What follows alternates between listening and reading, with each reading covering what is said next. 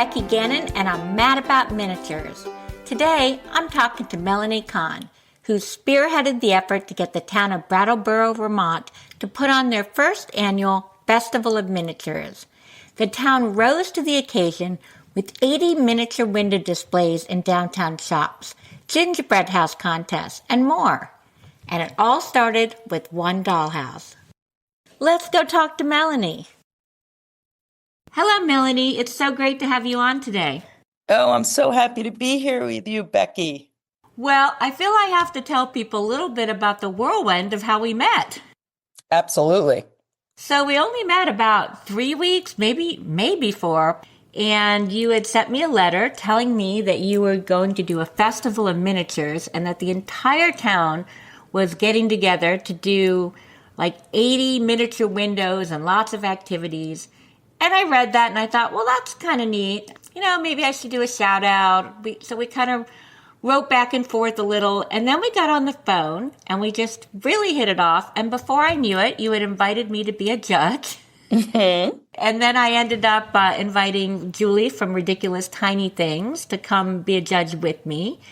And then all of a sudden, last weekend, we were in Vermont judging 85 windows. Exactly. And having the time of our lives. So it's been kind of a whirlwind, which I gather this whole event has been.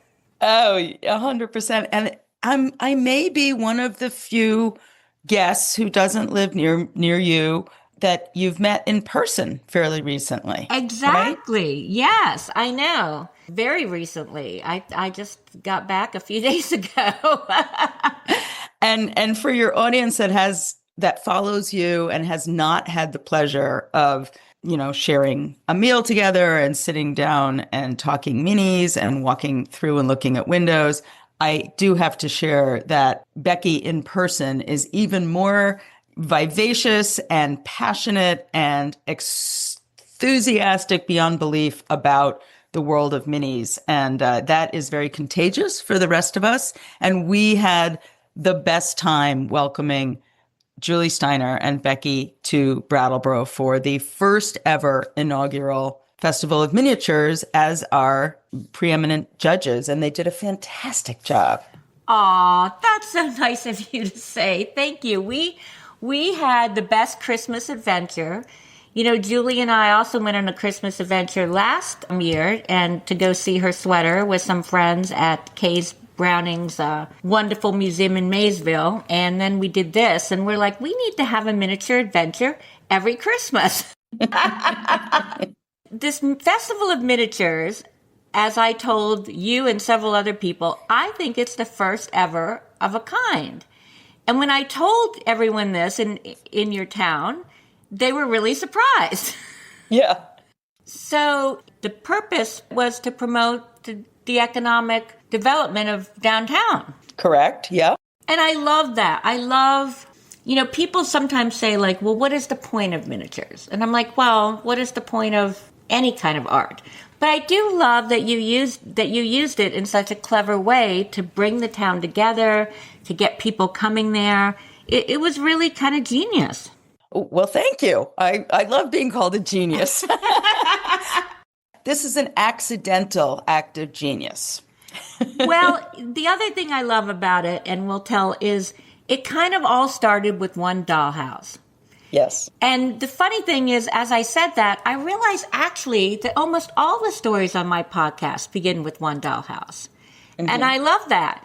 I mean, I'm sure there's people who get a dollhouse, renovate a dollhouse, and that's it. But for most of the people on this podcast, and I think most of my listeners, it ends up being much more than that. Now I'm doing a miniature podcast. You have a festival. Some people end up with a new profession. It really does kind of change your life sometimes. Mm-hmm. Yeah, I can say that for myself personally. Of course, this has changed the trajectory of not only my life, but our little town's life. And the winner of the Festival of Miniatures, stores were all in competition with each other. You and Julie bestowed a winning ribbon. You bestowed it on the yarn shop, Wonderland Yarns. And Stephanie, who runs that little shop, had never made miniatures before. No, that is almost incomprehensible to me because it was so well done, so perfectly in scale. It was a miniature replica of her shop, down to even mimicking the way she displays and packages and sells her yarn. Right. And so I spoke to her the other day, and she's still walking on cloud nine, Becky.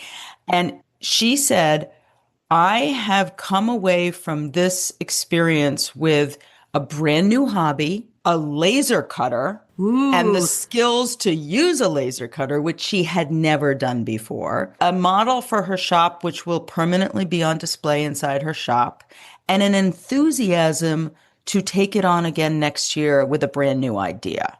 That's fantastic. And she also put, as many people did, we did not expect the hand felted or hand knitted miniature mouse to be so prevalent in Brattleboro, Vermont's windows, but they ended up being sort of a sub theme. I think that's because as Vermonters, we always have a mouse problem, right? Is that why? Well, they come in the wintertime. They want to get warm and, the cats bring them in and there's just a lot of mice around. They're in the barn. They're in the chicken coop. So they're in our store windows throughout. We also thought it was because you have a small town, 12, 13,000 people, and you have 2 yarn shops. There's a lot of knitting talent there. Definitely. We actually have 3 yarn shops if you count the one up in Putney. For a tiny little population area, that's a lot of yarn. And much of it is handmade, hand dyed, hand spun, taken from either Angora or llama or sheep locally. So these are some pretty fantastic knitters and weavers and embroiderers in our community. And I think you and Julie really picked up on that. And in your looking at the windows, we're aware that there was some very quality hand knit items going on, whether or not they were felted mice or hand knit mice or hand knit ducks or rabbits or any of the things. You really appreciated that craftsmanship. Well, Julie is one of the best miniature knitters in the world, so she was just in seventh heaven. Mm-hmm. But Yeah. I do have a funny story. Toward the end of the weekend, this nice couple came up and they were looking at the same window I was, the Mouse Metro. And they said, oh, the shop is closed, but we really want to get mouse ornaments for a Christmas tree. Do you know a shop? And I said, just go in the next 3 shops. I said, you come to the right town. Well, to layer onto that, I gave a tour the other day. I had about 8 friends visiting, and I encouraged them all to go into the shops. And then when we met at the end of the tour, one of them came up to me and they gave me a Christmas ornament that they had bought. And guess what it was? Was it a hand-knitted mouse? It was.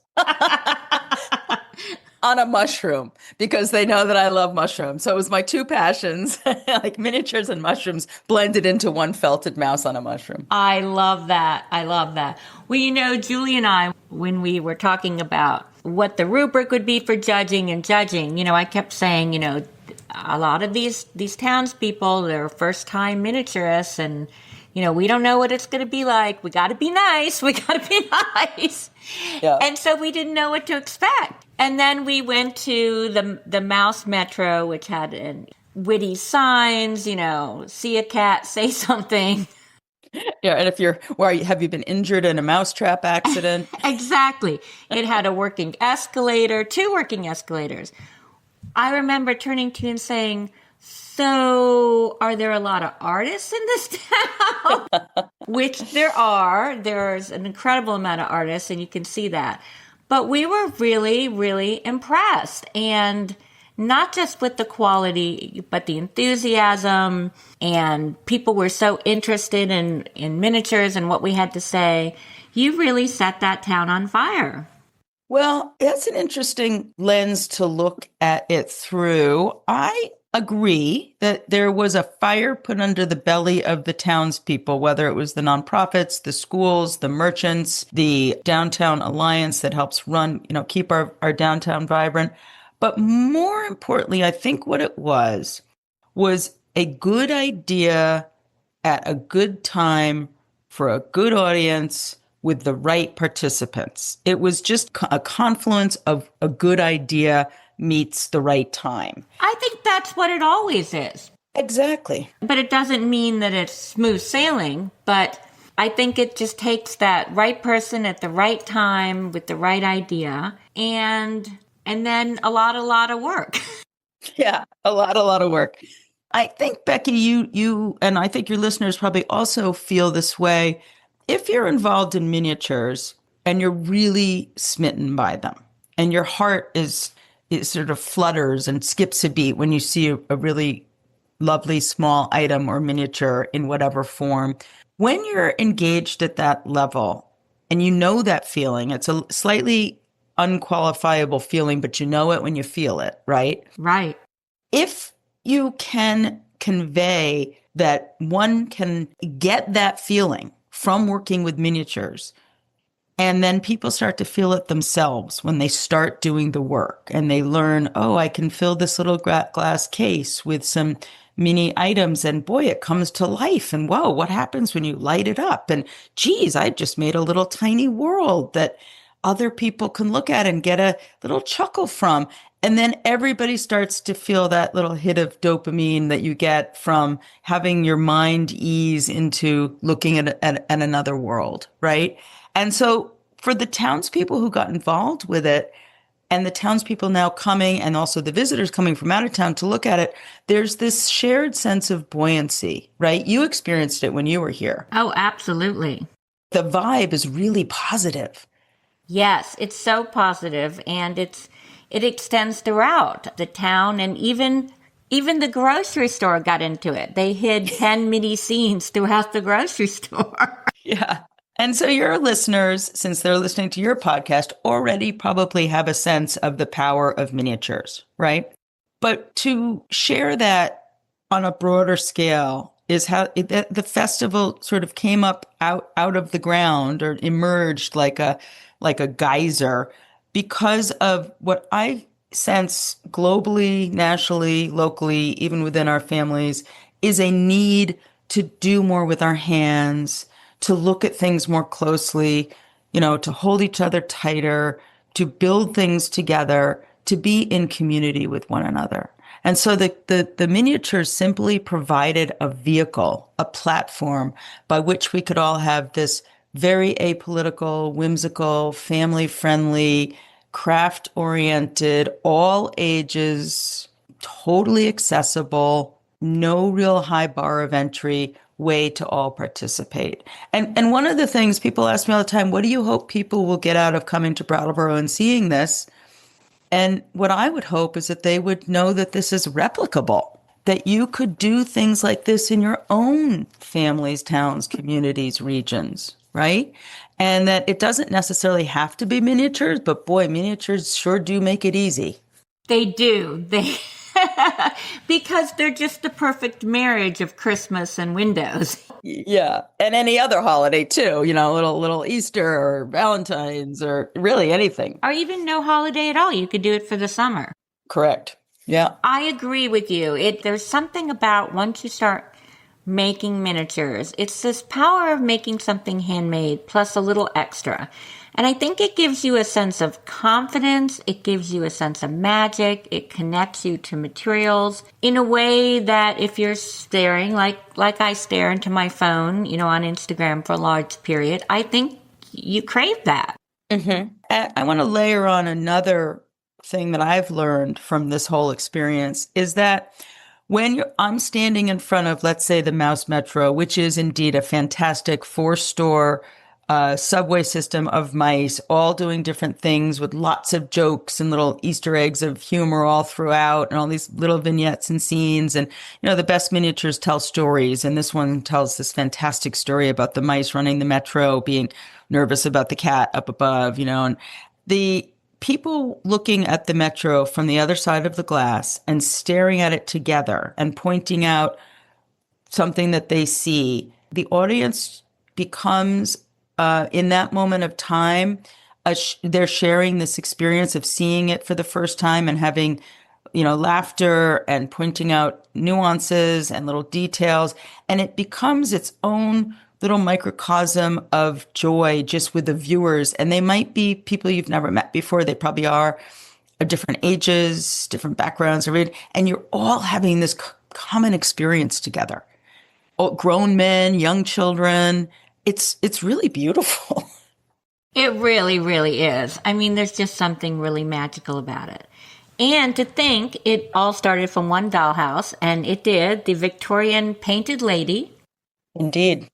So why don't you tell me about getting that and the Dollhouse Club, and we'll go from there.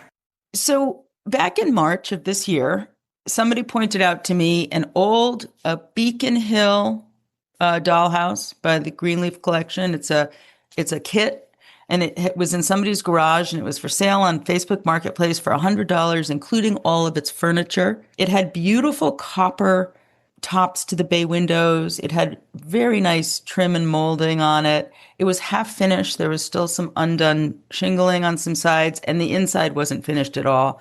And it was tilted to one side and old and decrepit and been allowed to start to sort of rot in the garage. So I promptly got down in the car and drove 2 hours and picked it up in a snowstorm.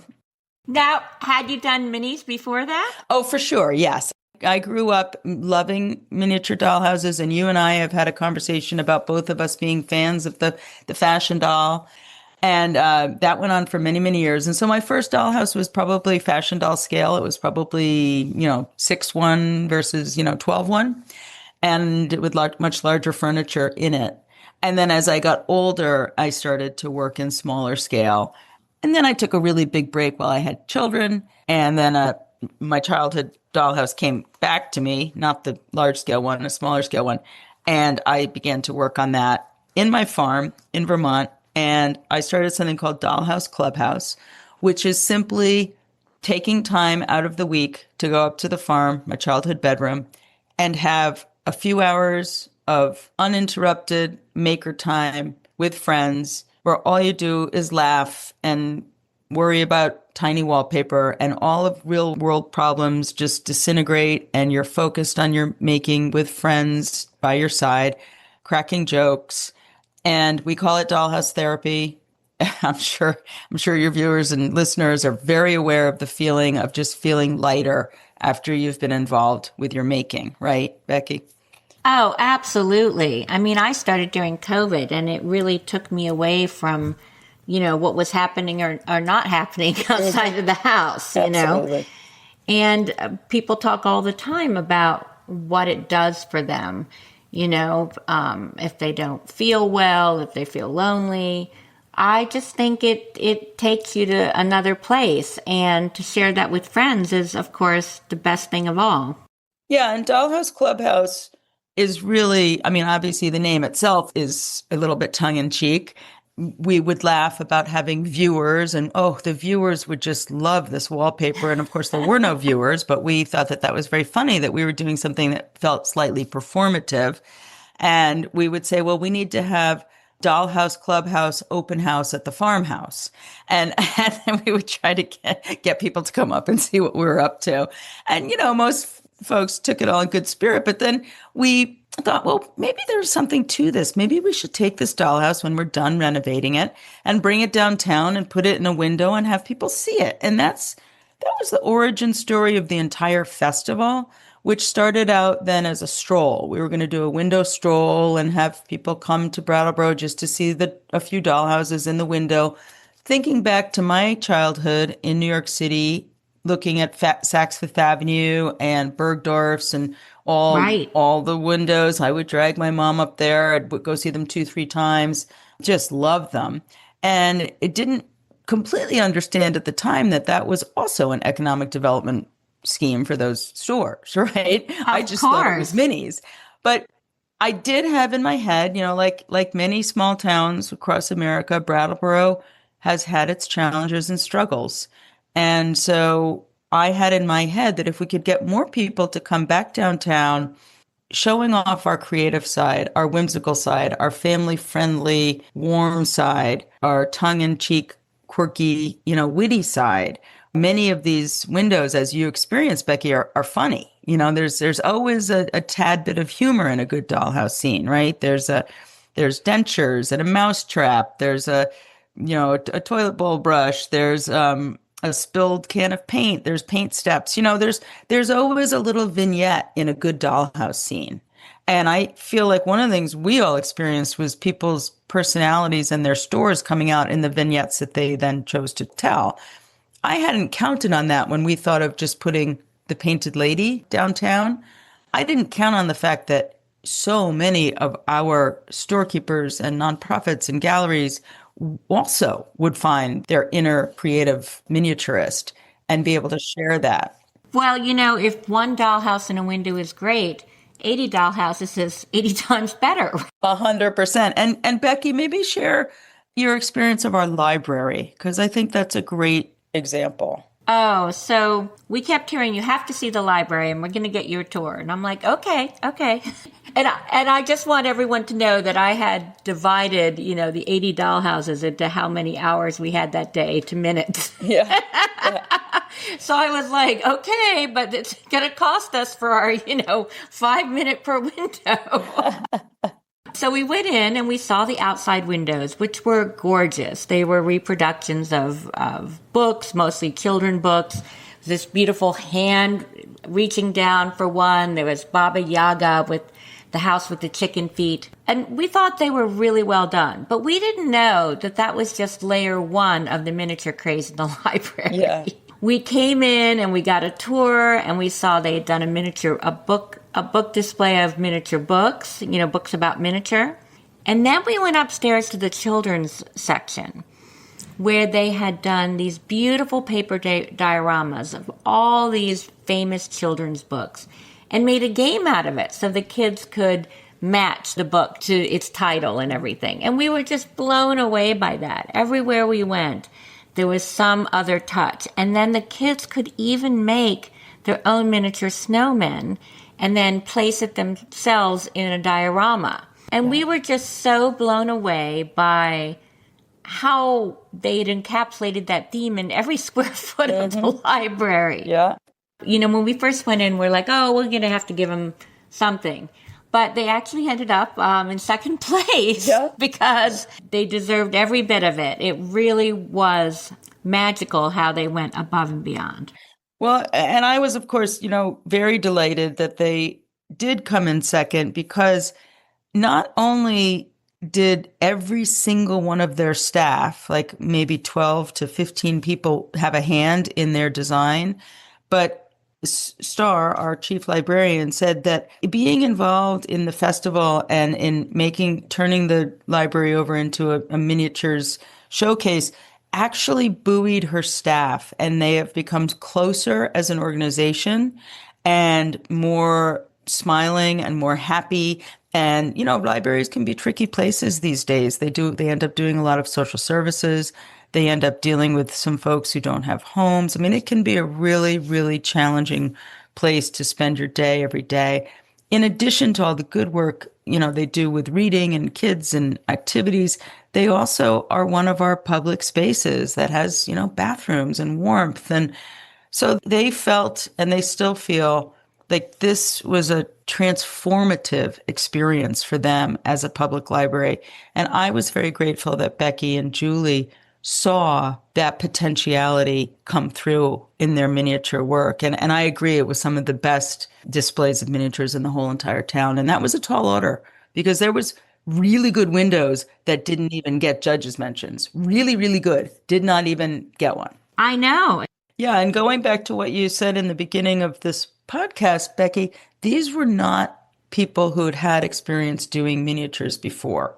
No. And what that leads me to think and believe is that the low bar of entry for working with miniatures, whether you want to start with polymer clay or you want to build a little tiny thing out of sticks in the woods, or you want to build a fairy house out of moss with acorns, the low bar of entry in terms of materials, tools, costs, all those things, it really is such an accessible hobby to every age group. And we had a 98-year-old that we had a special tea for yesterday who had made a church in her small town in New York about 30 years ago. And she's currently in one of our old age homes here in Brattleboro.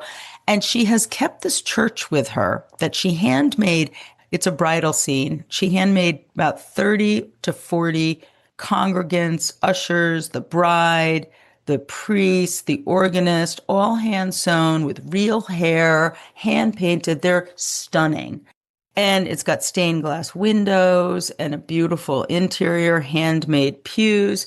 And she's 98 years old, Becky, and she has hauled this church with her all her life and never, ever gave up on it. And so here she is at this old age home, and it's currently in the basement, all wrapped up. Her caretaker tells me about it. We go unwrap it, we take it out. I am just gobsmacked at its beauty. And I promise her that we will display it for the walk. And we indeed did that. We had a tea with her, and we had a lot of people come and celebrate her. And she told the story of making this church and what it meant to her to have it. She was a refugee from the war, and she's from Holland with an accent, and 98 years old, sharp as a tack, and sitting next to this church, just beaming, as this is her life's work right in back of her, this church that she's made. And she would like for it to now go to one of our churches in town and be on display, which I'm helping to have happen. But such a poignant story about what that meant to her and the age that she's at, how accessible this hobby is even to very elderly people. Oh, yes. I mean, once you get into it, of course, you start to need fancy tools. True that. But that doesn't mean it can't stay at that level. And I was amazed what the library did even with paper. Mm-hmm. But it is true. You can start, and people ask me, probably every day I get a question on Instagram, like, how do I start? And, my answer is always just start. I just started. I found a dollhouse on Facebook Marketplace, and I went and bought furniture at the Dollar Tree, and I just started, I'm quoting, upcycling, because there wasn't much up in my upcycling at that point. Everyone starts from their own comfort spot, whatever you're most comfortable with. There's so many ways to start. In fact, one of the things I love about miniatures is that you're often using articles that might have otherwise been thrown away, like a toilet tissue roll or a bottle cap, things that are generally not seen as usable items. When you're thinking in terms of miniature usages for materials, they can become, a toothpick can have so many uses. And so the fact that you can go into a used store and buy a bag of old craft items and find, beads and buttons and buckles and all these things, and you can form them then into, lamps and chairs and tabletops or wallpaper or mosaics or whatever. It gives you a way to look at everyday items with a fresh lens.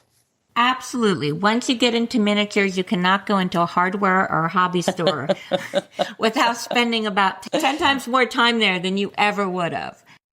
I have a friend who's is excited for next year because she saw on Instagram, you've probably seen this post, the printer's box with all of the chairs made out of champagne bottle tops, the wires.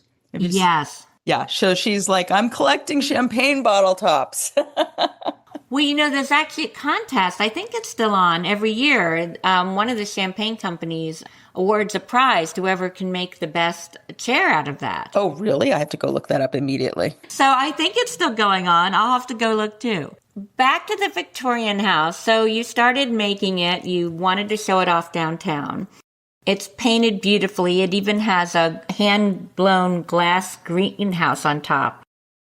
What happened inside, I think, is even more miraculous because there's a work from 100 different artists in there. 110, Becky. 110. 110 artists, yeah. So I decided that if we were going to put this much work into the bones of the dollhouse, that it should really be outfitted and decorated with original artwork because we have so many fantastic artisans here in Brattleboro. In all different modalities, pottery, printmaking, mosaic, glass blowing, rug weaving, painting, furniture, of course. It just goes on. And I started to reach out during the summer to artists, and I knew a handful of artists. So I decided to give myself a goal of 100 in all these different modalities. So, not 100 painters, but 100 different pieces of art. So I started reaching out to them, and the first 20 or so were pretty easy. They're friends of mine. They're like, sure, we'll do this for you. You're a good friend, no problem. The second 20 or 30, those were a little trickier. They brought to me by somebody. The last 20 or 30, when the word got out what their friends were doing, started to come to me and say, hey, can I put a piece in this dollhouse as well? So that was really gratifying by the end. And I think, Becky, you can attest to the fact that the pieces that came in look like it was curated, but they absolutely were not. It's just incredible how they all came together in such a beautiful way without me giving any direction to any artist other than please do your work in small 12:1 scale. That's it. That was the only direction they got. I was actually going to inquire further about that because I wondered how it went together so smoothly. I mean, it really does look like someone had some intention with the decor. Yeah, yeah. Well, I think one of the funnest days for me of this entire project was the day that Desiree and myself and Amelia and a couple others were upstairs at Dollhouse Clubhouse, and we laid out all of the art, all 110 pieces of it in different categories around the dollhouse. And we said, okay, we have to set this up here at the farm before we take it down to the gallery so that we know what we're doing. And so we started arranging each room, and it was almost as if there was like some sort of magnetic force where you would take a piece of art and you would hold it up to each different room. And when it got to the place where it was meant to be, it would like propel my hand there. It sounds a little woo-woo, but I'm not kidding. It only took us probably 2 hours to actually curate 110 pieces of art, talking to each other in that dollhouse. That's amazing. Yep. And then each of the rooms also developed its own personality. So the upper right-hand room at the top is what I call it the red room or the playroom. It's where our Sandglass theater company made a miniature puppet theater, and it's in the back corner of the room, and it literally sets the stage for this being a room of a sort of mirth and whimsy, right? And the color scheme for that room. And then the room down below it, the bedroom, it has a yellow and green, very gorgeous Victorian wallpaper. And so much of the art that came in looked fantastic against this background. So all of the paintings that had those undertones in them went into that room, and that came together also really, really easily. And so the hardest rooms actually to have come together were the three main hallways in the Beacon Hill, mostly because hallways themselves don't really have a purpose, Right. And so you have to think about what goes in this hallway that would make sense, but also looks good in a fairly narrow space. So the hallways were probably the trickiest. And also the fact that the Beacon Hill itself doesn't really have a dining room. It has a sort of a sitting room parlor and then an awful lot of hallways. Hallways are hard. Hallways are hard. They can be fantastic, but this particular house has 3 of them and quite an elaborate staircase. And you and I have talked about, whether a house needs a staircase or not. And I think, that's for another day and another conversation. But the staircase in the Beacon Hill is really a feature of it. It's, something you have to integrate into the design of your interior to make it all work. And that's where I come down. If you can make it a feature, like in one of my houses, I did the staircase. So it itself looked like it, was painted on top, had tile on the instep. Then I'm all for it. When it takes up so much space that I can't have a living room, then I get grumpy. If I would to do this again, just between me, you, and your listeners, I would not have a staircase. Well, maybe you will do it again. Not with a Beacon Hill. Not with a Beacon Hill. Something different. So this house is actually going up for auction. It is. It's up now for auction till January 1st through the Invaluable auction site and through Merrill's auction, which is an auction house here in Vermont. It's going to be sold for the benefit of our Downtown Alliance, a nonprofit that helps lift all boats in downtown Brattleboro, and with all of the bespoke art of the 110 different artists within it. And some of these artists are quite well known, not only here in Vermont, but actually internationally. So somebody is going to get a real collector's item at the end of this. And if they go to the auction site, will they be able to see all the artists that have contributed? Very much so. We have every single piece of art photographed, every single artist, their website, information about them, and where it currently is in the dollhouse.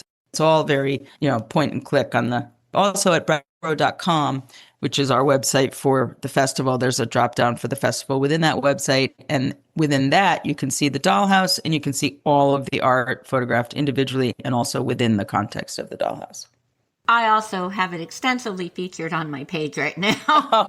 Well, thank you for that, Becky. And the auction is on now. It's on now. You can bid on it now, and the auction will end January 1. And the festival itself is also on all months. So if you can still get in your car or get on a plane. Like you did.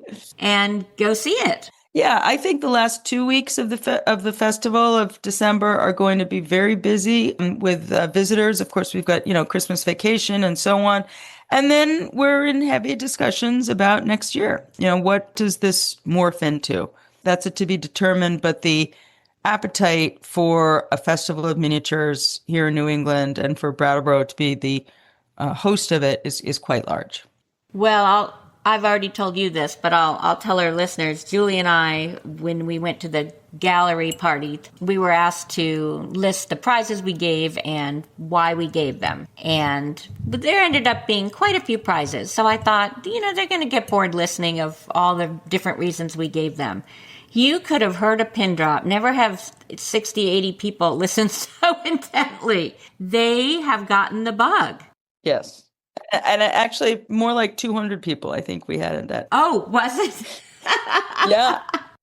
And it was really great to talk to them, to tell them about the shows, to tell them about IGMA Guild School, and just the whole community that exists that some of them probably weren't even aware of. I think I wasn't even aware of, I thought that my love of miniatures was, just a small minority. But it turns out, we had the firemen, the policemen. Becky, yesterday I saw the director of our public works department, and he said, "Did you see what happened to our display in the transportation center?" And I said, "No, what happened?" He said, "Well, the policemen came in and they took all their mini police cars and they took over our scene. They ran over our fire trucks. They made a few car accidents happen and they put in about 20 police cars." And so he said, "Game on. We're going to get them back." So they're having a little minis war. I love that. Between their displays. Well, the police and firemen and the DPW and the guys that, take care of our roads, I was slightly surprised at how enthusiastic they were, although you and I talked, Beck, about the fact that many men, as they grow older, like things like model trains, and which are basically miniatures, and sometimes making small woodworking objects. And a lot of them have had childhood collections of, you name it, fire trucks, excavators, trains, little army men. And many of those collections don't go far from their basements. They do not get rid of them. They still look back and say, that's part of who I am today. I'm a fireman. I'm a policeman. And I played with those objects when I was a child. So let's talk a little bit about your childhood. You grew up with two parents that were artists, pretty well-known artists. That is correct. I have an artistic family, although I argue that I am not actually an artist, because in my family, to be an artist really meant something quite different.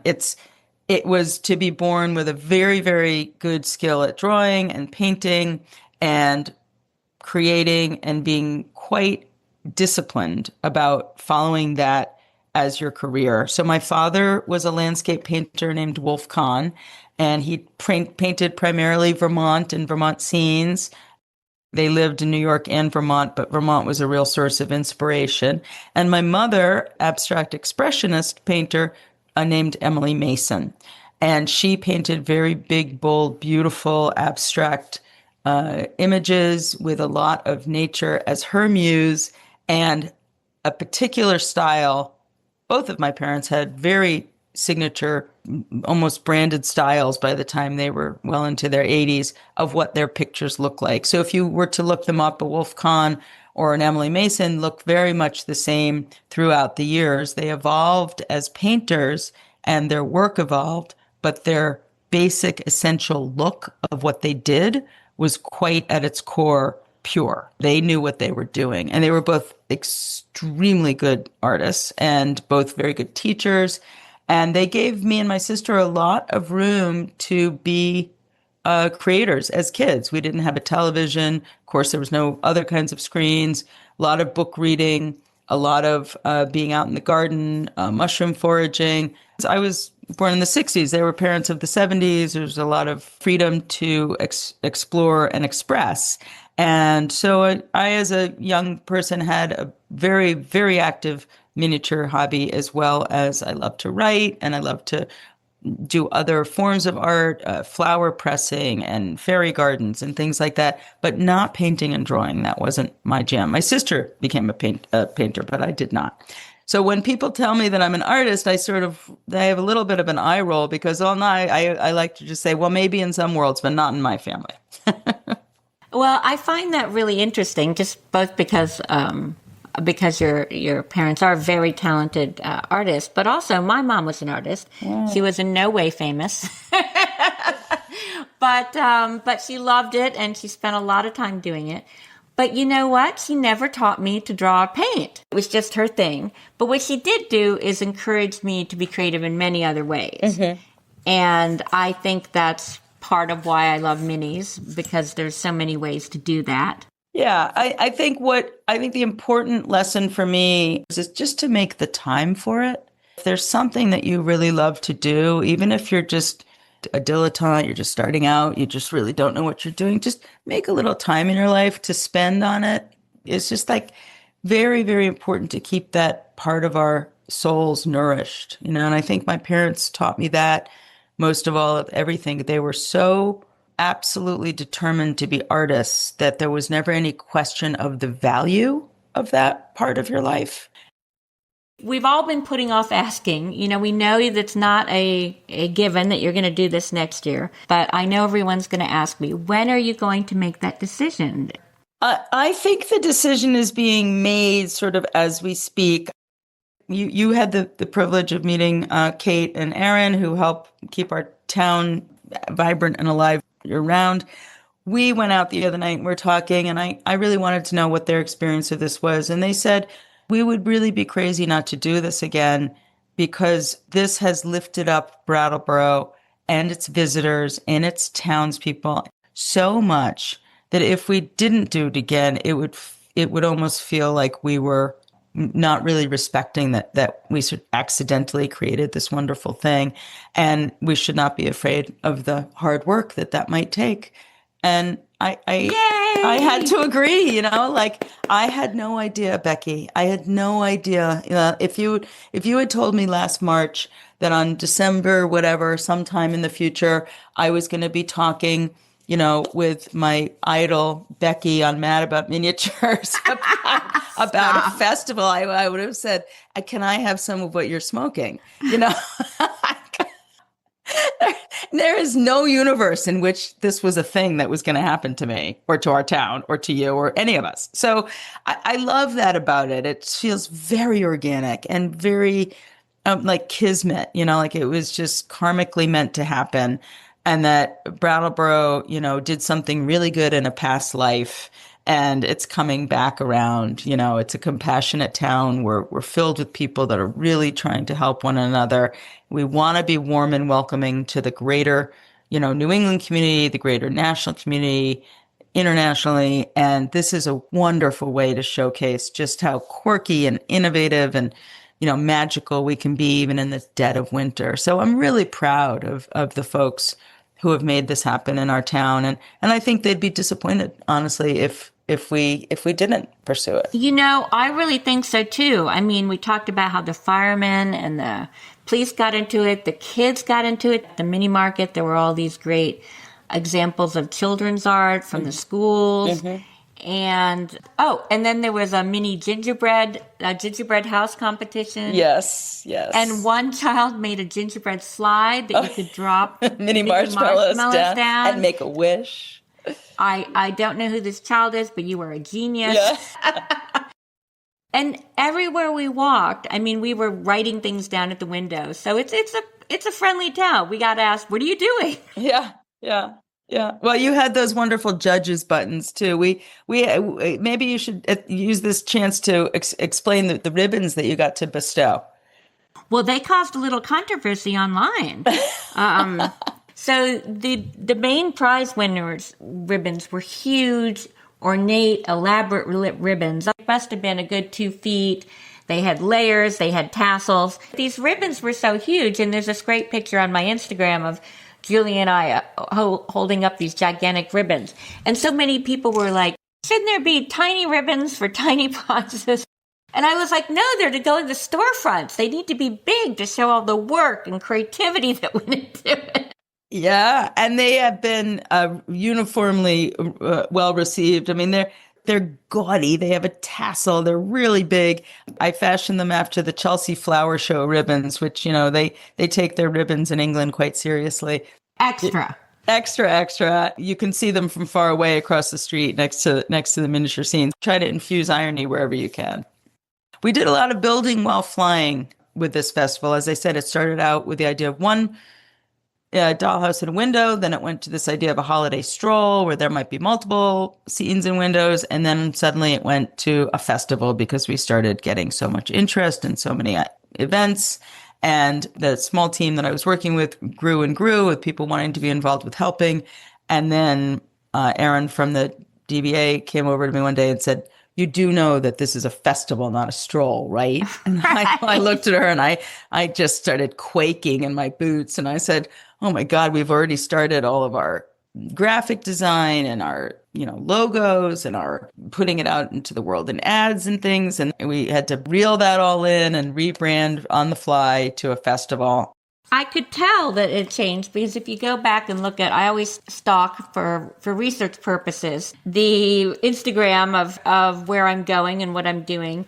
And it's actually quite funny to see the window count. It's like, we're going to have 25 windows. Then next week, we're going to have 50 windows. We're going to have 50 windows, a gingerbread contest, and a tree lighting. Yeah. Yeah. Every week, it just would increase monumentally. Things just kept getting layered and added on. And now, actually, I should mention, Becky, that there's a move afoot by some of the storekeepers to keep their windows up past the new year.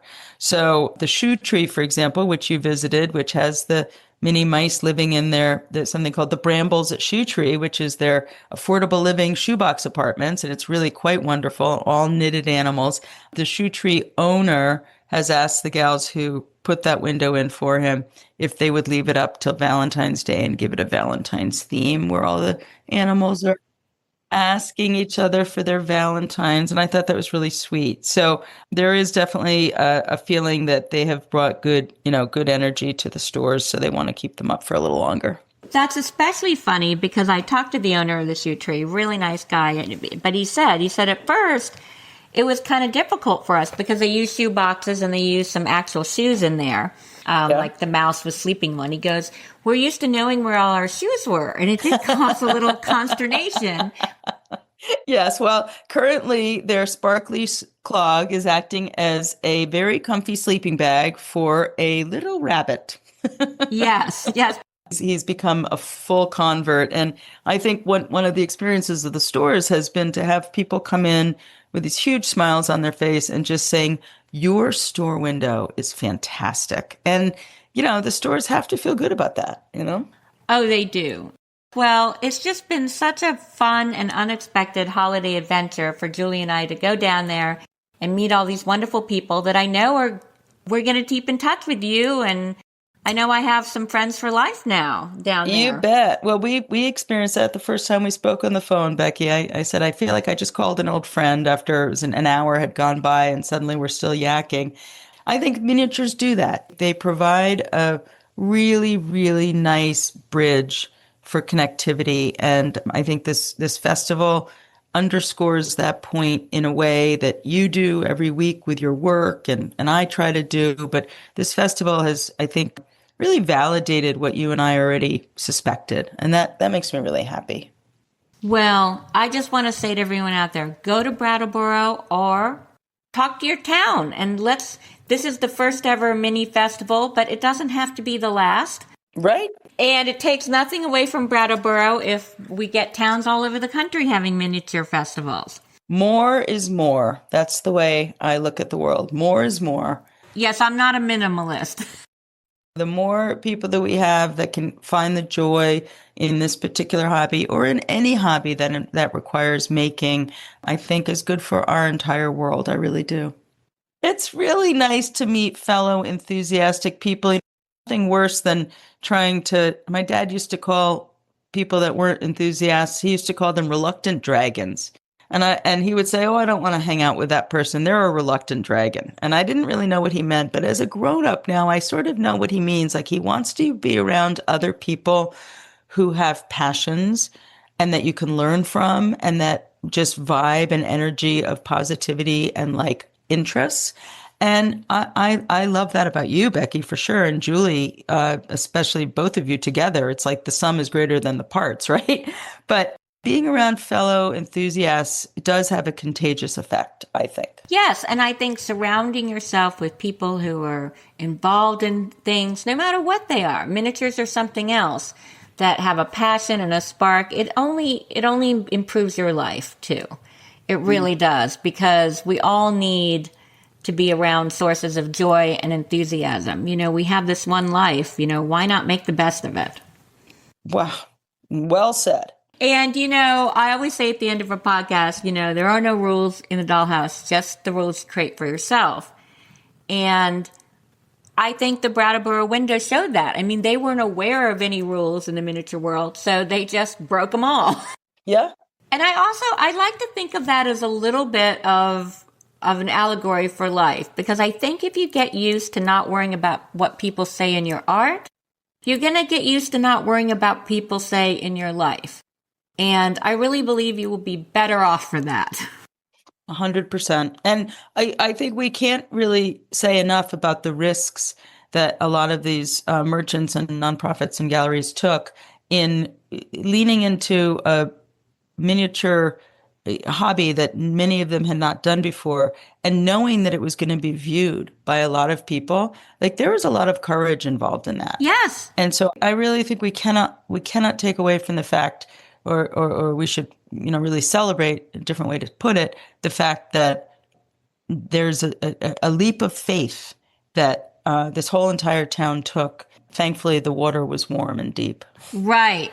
And to think, once again, this all started from one dollhouse. So I guess I'm going to ask my viewers, what has happened to you since you started one dollhouse? You might be surprised that your life has changed a little more than you thought it would. Okay, that's as deep as I'm going to get. It's been a pleasure and a privilege having you on. So thank you so much for inspiring your whole town and really inspiring Julie and I too. We came back and we had renewed vigor and purpose. Oh, I'm so happy to hear that. Just want to thank you again for being a yes person and saying yes. When you have opportunities coming your way, say yes. Oh, yes. I mean, some of my friends thought I was quite crazy. They're like, you just talked to this woman a few days ago and you're getting on a plane? I'm like, yes, I am. Yeah, go Becky. That's right. Well, thanks again. I can't wait to hear more of what happens in this town after Christmas and beyond. Just feel really good that you really made this Christmas special for everyone in Brattleboro and quite a few people who aren't.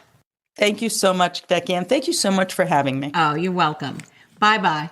Bye, Beck. I hope you enjoyed talking to Melany as much as I did. Going to Brattleboro, Vermont, judging the festival, and seeing an entire town fall in love with minis was really an amazing gift. It reminds me how lucky I am to have found this hobby and this community that has brought so much magic and joy to my life. Remember, there are no rules in your dollhouse except the ones you create for yourself. Goodbye.